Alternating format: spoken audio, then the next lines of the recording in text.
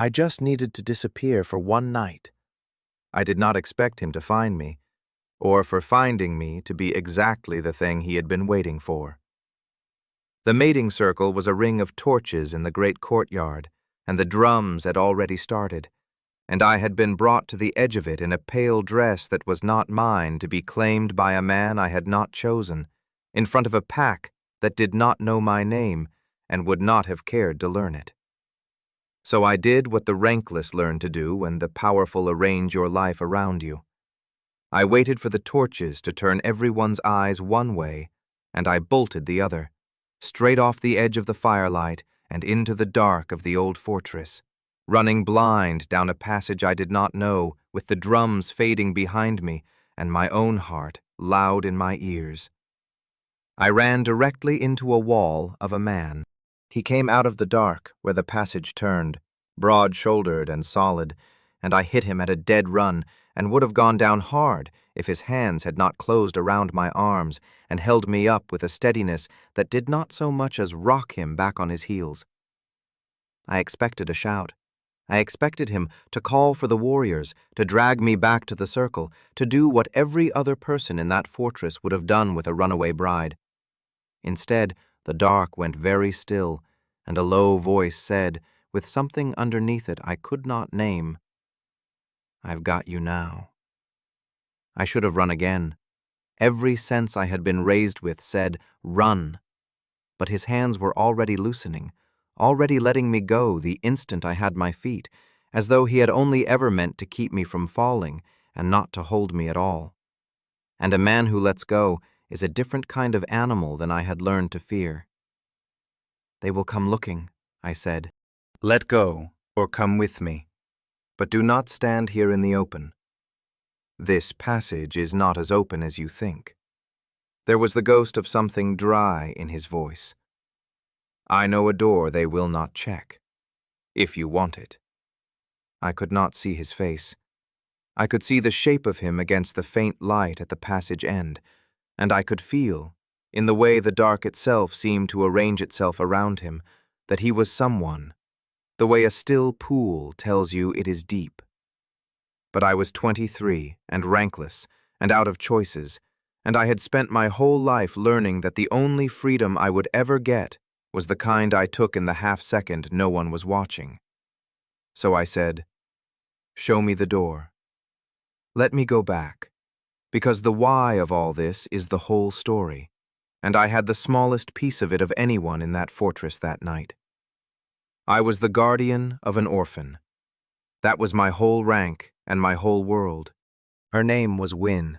She was 4 years old, and her parents had been the alpha pair of a small border holding before a winter fever took them both inside a month.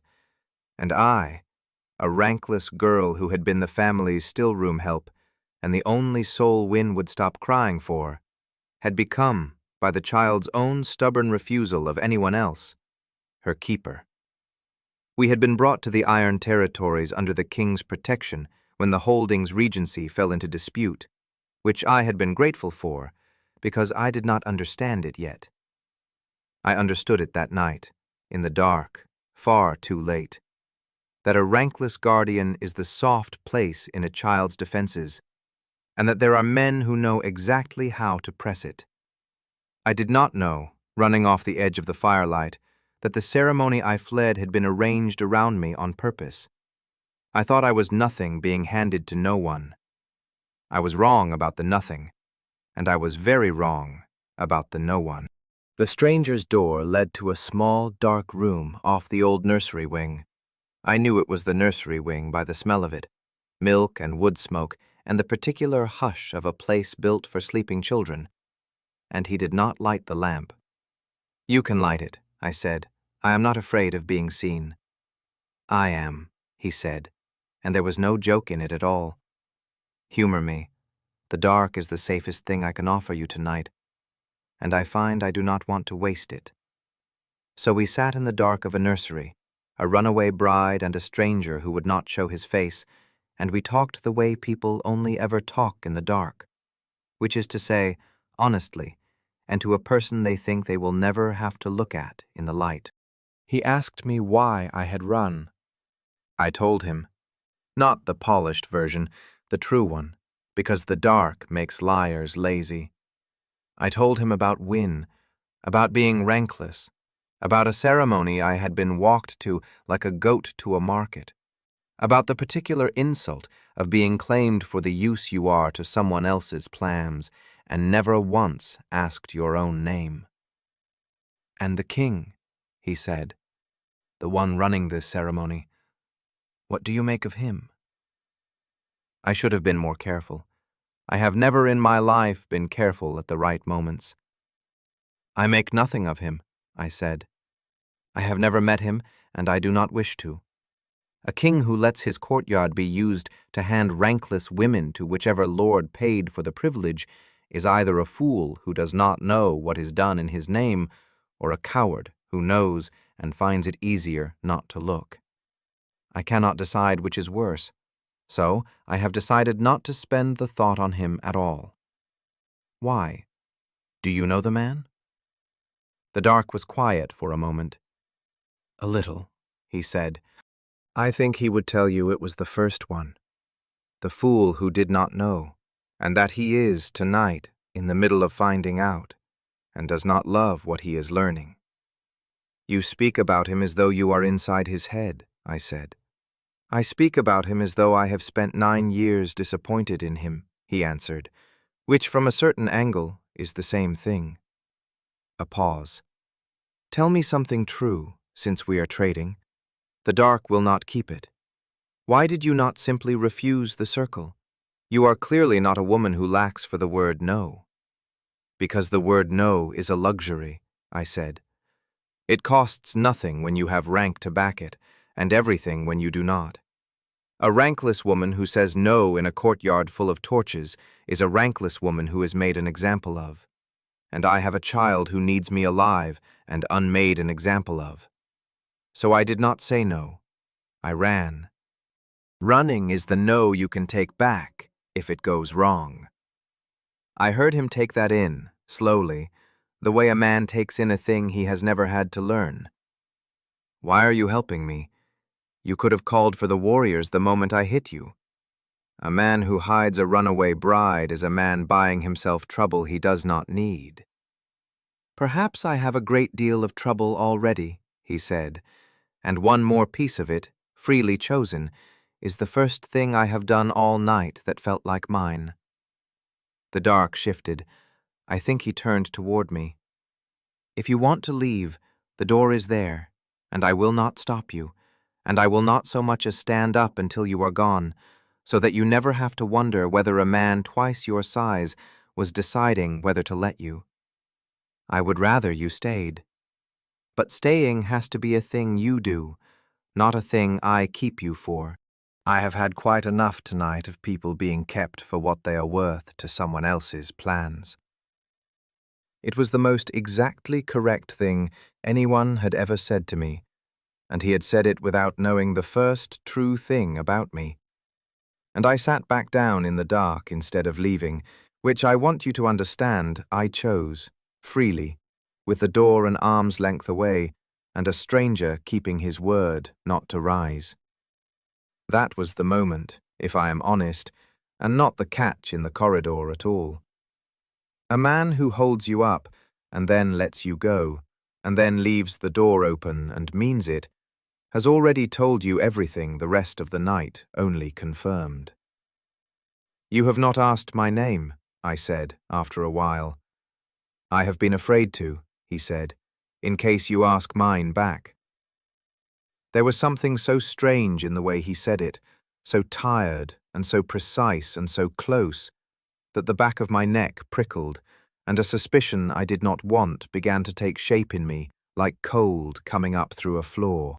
But just then there was a small sound at the door, a scuff and a sniffle, and the suspicion scattered, because I knew that particular sniffle better than I knew my own heartbeat.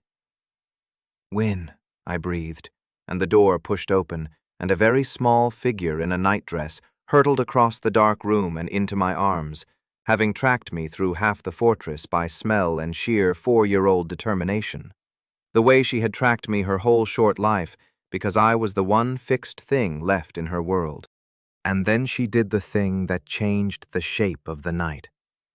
She climbed half out of my lap, peered through the dark at the silent stranger, and instead of shrinking from him, the way she shrank from every grown man since her father died, she leaned over and patted his enormous hand with her small one, and announced, with the absolute authority of the very young, "You're warm. I'm staying." I felt the stranger go utterly still, and then I heard him let out a breath like a man who has been carrying something heavy for a long way and has just been told he can set it down. "She does not do that," I said. "She does not go to anyone, not since her father." "I know," he said softly. And there it was again, the thing I kept catching and losing. He knew. He knew about Wynn's father. He knew about the holding. A stranger in plain clothes in a dark nursery knew the private grief of an orphan from a border pack no one in this fortress could have placed. If you have ever been the soft place someone pressed to get at what you were guarding, if you want to know what happens when the nothing you thought you were turns out to be the very thing a kingdom was quietly fighting over, and whether being found is the same as being seen, stay with me. Follow her. Do not lose the thread, because the stranger in the dark was keeping a far bigger secret than his face, and so, it turned out, was I, and neither of us had told the other the one that mattered. I found out who he was the way you find out the floor is gone, all at once, with nothing under you. Wynn had fallen asleep against his chest, and he had gone to settle her more gently against the cushions, and in the faint gray of the coming dawn through the one high window, I finally saw his hand clearly as it left the child, and saw the ring on it. A signet ring, heavy old gold, worn turned inward so that the crest pressed against his palm, and only a band of plain metal showed to the world. But Wynn's small grip had turned it, and for one moment the crest faced up into the gray light. And I knew it, because it was carved into the lintel of every gate I had passed under since we came to this place. The wolf rising from the rock, the seal of the Iron Throne. "You are the king," I said. My voice came out with no breath behind it. "You are the king running the ceremony I ran out of. I have been sitting in the dark for half a night telling you the king is a fool or a coward. And you let me." "I let you," he agreed. He did not turn the ring back. He left the crest facing up, which I understood later was the bravest thing he could have done. "Every word. You were right about one of the two, and I would rather be called a fool to my face by a woman who means it than be flattered by a court that does not. Do you know how long it has been since anyone in this fortress said a true thing to me, without first weighing what it would cost them?" The gray light was on his face now, and it was a proud face, a face built to be looked up at, and it was looking at me with none of the armor I would later learn it never took off for anyone. "Magnus. My name is Magnus. I would have told you hours ago. I was afraid the moment you knew, you would start being careful, and I have not had an evening free of careful people in 9 years. But the pride in me had gone cold and sharp, because there was a worse question underneath the first one. You did not crash into me by accident," I said slowly. "You knew about Wynn. You knew about the holding. You were not hiding from your own ceremony for the peace of it. You were already out here, in the dark, looking." I stood up away from him. "Looking for me." Why was the Alpha King of the Iron Territories prowling the back passages of his own fortress during his own mating ceremony, hunting a rankless guardian? "Tell me the truth, Magnus. You owe me one true thing for every false night I just gave you." And so, with the dawn coming and a sleeping child between us, he told me the truth, and it turned my whole life over. The ceremony had never been about the king taking a mate. That was the cover. His cousin, Lord Drust, who had wanted the border holding for years, had arranged the whole spectacle, had pressed the council, had set the torches, had paid the drums, for one purpose: to have a lord of Drust's choosing publicly claim the rankless guardian of the orphan heir, in the chaos of a royal ceremony, before anyone thought to ask whether the girl consented. Because by the old law, claiming the guardian is custody of the ward, and custody of Wynne was the regency of her holding, and the regency was an army, and a pass, and a seat on the border council. I was not nothing. I was the lock on a door Drust had been trying to open for 2 years, and the ceremony was the hammer.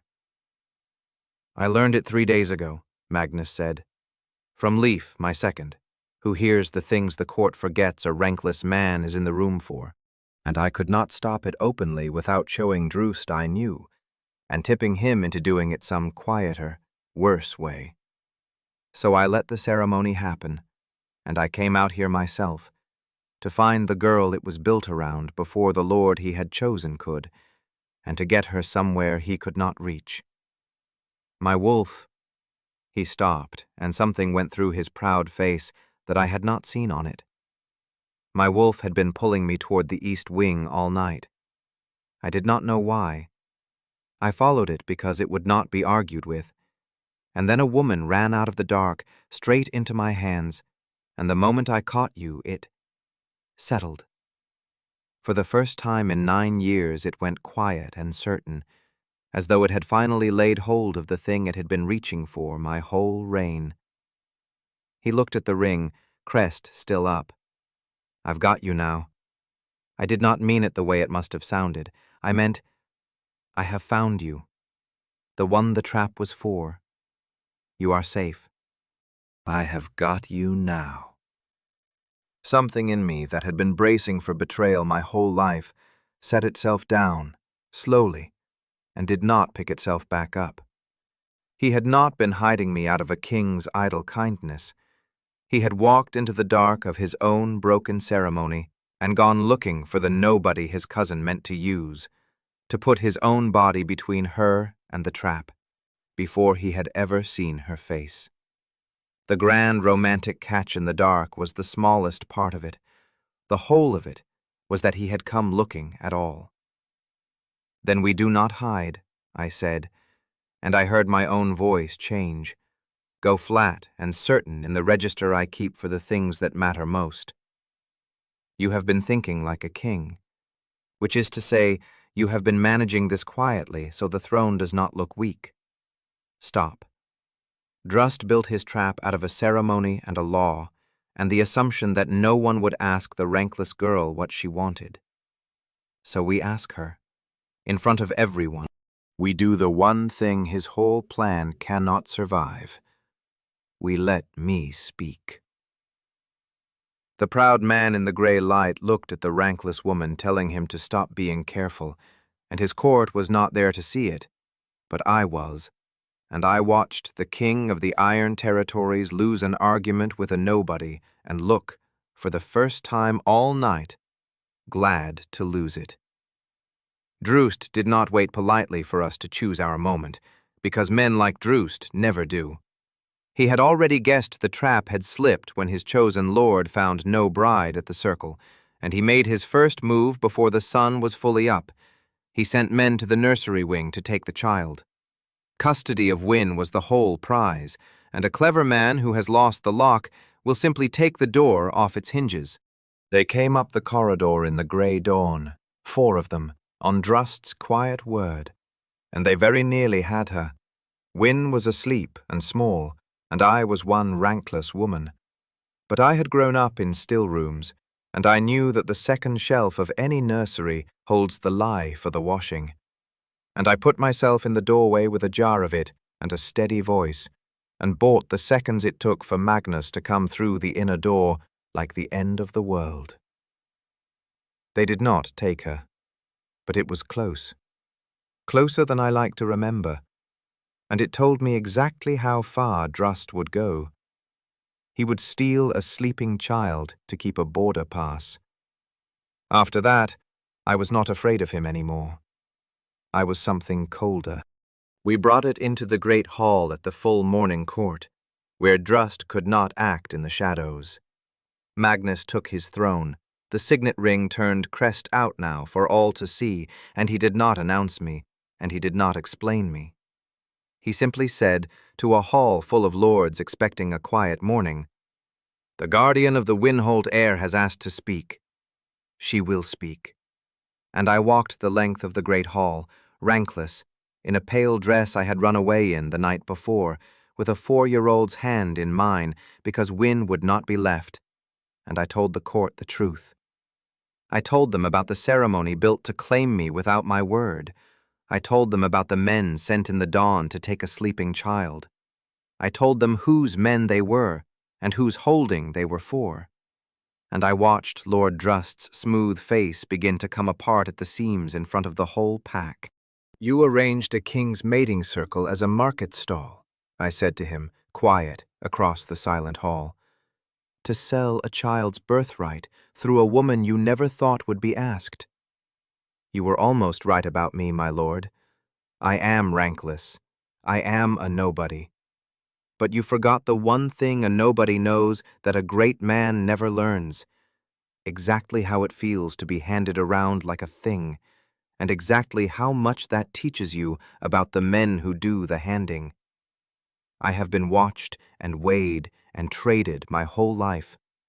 Did you really think I would not recognize the look of a man pricing me?" Drust reached for the blade then, because a man whose whole design has just been spoken aloud has nothing left but the loud version of himself. And it came at me, the witness, the one mouth that had undone 2 years of his patience. But I had stood in a still-room doorway against 4 of his men at dawn, and I was done flinching. I turned from it, and Win was behind me, and so the cost landed where I put it. His blade caught my shoulder as I came between it and the child, and the pain drove white through me, and the floor heaved. But I kept my feet, and I kept the child behind me. Because there are mornings a woman does not get to fall down in. I bled onto the flagstones of the great hall in front of the whole court, with a 4-year-old's hands fisted in my skirt. And the court saw a rankless guardian take a lord's blade for an orphan. And that was the end of Lord Drust in the north. Magnus had him before the blade came up a second time. They did not kill him. They stripped him of his lands and his seat and gave him to the border council to judge, the very council he had schemed to sit on. And Winholt's regency was placed, by the king's own word and the court's roar of approval, where it had quietly belonged all along, with the woman the child had chosen. They stitched my shoulder in the nursery, with Win supervising sternly from the foot of the cot.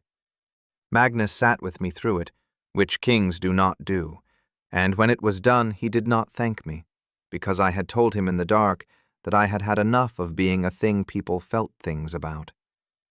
"I have a confession," he said instead. He turned the signet ring on his finger, crest out, round and round. "I have spent 9 years keeping this turned inward, telling myself it was humility. It was not. It was that I did not believe anyone in this fortress wanted the man, only the crest. And then a woman ran into me in the dark, who did not know the crest was there, and told me to my face I was a fool, and meant it, and stayed anyway." He stopped turning the ring. "I do not want to be careful with you. I do not want you to be careful with me. Stay. Not as the guardian I rescued, because we both know who walked into the dark for whom, and we both know who stood in the doorway with the lie. Stay as Bryn, who told a king the truth before she knew he was one. I would rather lose every argument in this hall to you for the rest of my life than win another one alone." I made him wait until I had stopped pretending the shoulder was why my eyes were wet. Then I said yes. The kiss that came after I will not give you in detail, except that it tasted of nothing at all, the way the truest things do, and that Win announced, from the foot of the cot, that she was staying too, which rather settled the matter for all 3 of us. A year on, I am the Luna of the Iron Territories, and Win is the loud and undisputed heir of Winholt, with a guardianship no court will ever again think to sell. And she calls Magnus the Warm One to this day, which he pretends to mind, and does not. I keep the still room myself because I will not be a relic for anyone, and because a woman who once held 4 of Drust's men off with a jar of lye has opinions about what belongs on a nursery's second shelf. The signet ring stays turned crest out now. Magnus says he forgets it is even there, which is how I know the thing it used to hide has finally come all the way out into the light. In the spring, a letter came for me from the border holding where I had once been only the family's still-room help. From the old housekeeper there, who had taught me which herbs drew a fever and which drew a confession, and who had heard, the way the rankless always hear things last and truest, that the girl who used to scrub her copper pots was a Luna now. She did not write to congratulate me. She wrote to ask whether it was true that I had taken a blade for Win in front of the whole court. And when I wrote back that it was, she sent a single line in return that I have kept folded in the still room where I see it every morning. I always said you would be the one who stood in the doorway. I had not known anyone watched me long enough to say a thing like that. It turns out someone always does. That is the part being nobody never tells you, that you are seen the whole time, just not yet by anyone with the power to say so out loud. And every so often, in open court, when some lord grows proud about rank and blood and who is worth what, the Alpha King of the Iron Territories will catch my eye across the hall and, very deliberately, in front of everyone, lose an argument to a woman who was nothing the night she ran into him in the dark. He has stopped minding that they see it. I have stopped pretending I do not love it. So tell me before you go, because Magnus and I have never quite agreed. That first moment in the dark, when he caught me and said, "I've got you now." Was that already his wolf knowing exactly who I was, the whole truth of it, before either of us had spoken a word? Or was it only a man catching a falling stranger, and the knowing came after, in the dark, the slow way? I have my answer, he has his, and he is usually wrong about himself in the most honest way a man can be.